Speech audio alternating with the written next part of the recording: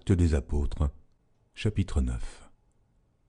Cependant, Saul, respirant encore la menace et le meurtre contre les disciples du Seigneur, se rendit chez le souverain sacrificateur.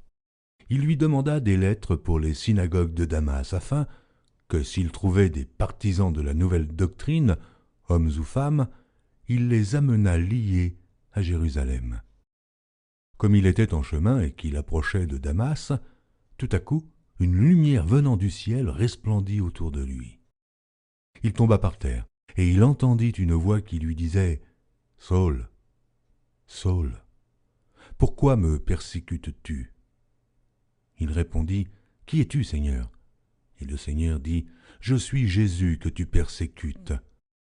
Il te serait dur de reguimber contre les aiguillons. » Tremblant et saisi d'effroi, il dit « Seigneur, que veux-tu que je fasse » Et le Seigneur lui dit « Lève-toi, entre dans la ville, et on te dira ce que tu dois faire. » Les hommes qui l'accompagnaient demeurèrent stupéfaits.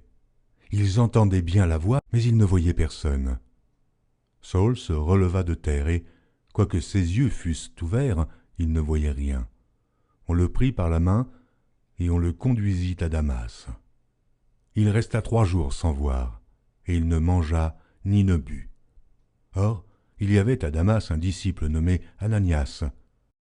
Le Seigneur lui dit dans une vision, « Ananias » Il répondit, « Me voici, Seigneur. » Et le Seigneur lui dit, « Lève-toi, va dans la rue qu'on appelle la droite, et cherche dans la maison de Judas un nommé Saul de Tarse. » Car il prit, et il a vu, en vision, un homme du nom d'Ananias qui entrait et qui lui imposait les mains afin qu'il recouvrât la vue.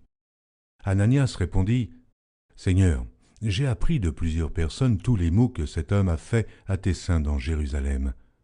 Et il a ici des pouvoirs de la part des principaux sacrificateurs pour lier tous ceux qui invoquent ton nom. » Mais le Seigneur lui dit, « Va, car cet homme est un instrument que j'ai choisi pour porter mon nom devant les nations, devant les rois et devant les fils d'Israël.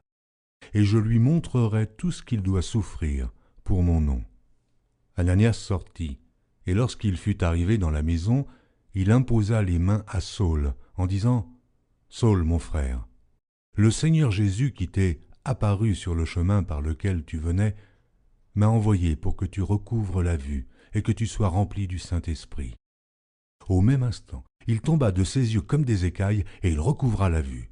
Il se leva et fut baptisé. Et après qu'il eut pris de la nourriture, les forces lui revinrent. Saul resta quelques jours avec les disciples qui étaient à Damas, et aussitôt il prêcha dans les synagogues que Jésus est le Fils de Dieu.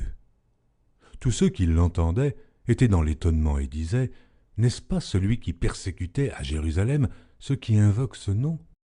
Et n'est-il pas venu ici pour les emmener liés devant les principaux sacrificateurs ?»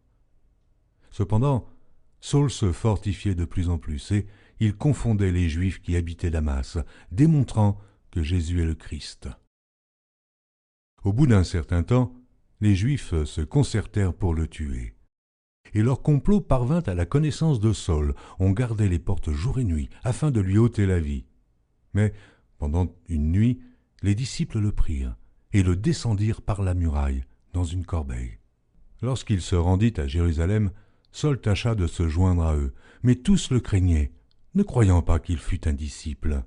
Alors Barnabas, l'ayant pris avec lui, le conduisit vers les apôtres et leur raconta comment, sur le chemin, Saul avait vu le Seigneur, qui lui avait parlé, et comment, à Damas, il avait prêché franchement au nom de Jésus.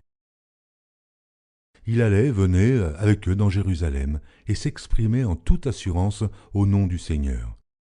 Il parlait aussi et disputait avec les hellénistes, mais ceux-ci cherchaient à lui ôter la vie. Les frères, l'ayant su, l'emmenèrent à Césarée et le firent partir pour Tarse. L'Église était en paix dans toute la Judée, la Galilée et la Samarie, s'édifiant et marchant dans la crainte du Seigneur, et elle s'accroissait par l'assistance du Saint-Esprit. Comme Pierre visitait tous les saints, il descendit aussi vers ceux qui demeuraient à Lyde. Il y trouva un homme nommé Énée, couché sur un lit depuis 8 ans et paralytique. Pierre lui dit, « Aîné, Jésus-Christ te guérit, lève-toi et arrange ton lit. » Et aussitôt il se leva. Tous les habitants de Lyde et du Saron le virent, et ils se convertirent au Seigneur. Il y avait à Joppé parmi les disciples une femme nommée Tabitha, ce qui signifie Dorsa. Elle faisait beaucoup de bonnes œuvres et d'aumônes. Elle tomba malade en ce temps-là et mourut. Après l'avoir lavée, on la déposa dans une chambre haute.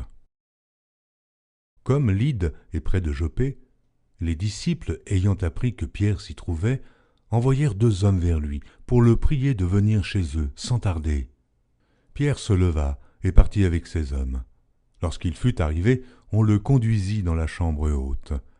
Toutes les veuves l'entourèrent en pleurant et lui montrèrent les tuniques et les vêtements que faisait Dorsa pendant qu'elle était avec elles. Pierre fit sortir tout le monde, se mit à genoux et pria. Puis, se tournant vers le corps, il dit, « Tabitha, lève-toi. » Elle ouvrit les yeux, et ayant vu Pierre, elle s'assit. Il lui donna la main et la fit lever. Il appela ensuite les saints et les veuves et la leur présenta vivante. Cela fut connu de tout Joppé, et beaucoup crurent au Seigneur. Pierre demeura quelque temps à Joppé, chez un corroyeur nommé Simon.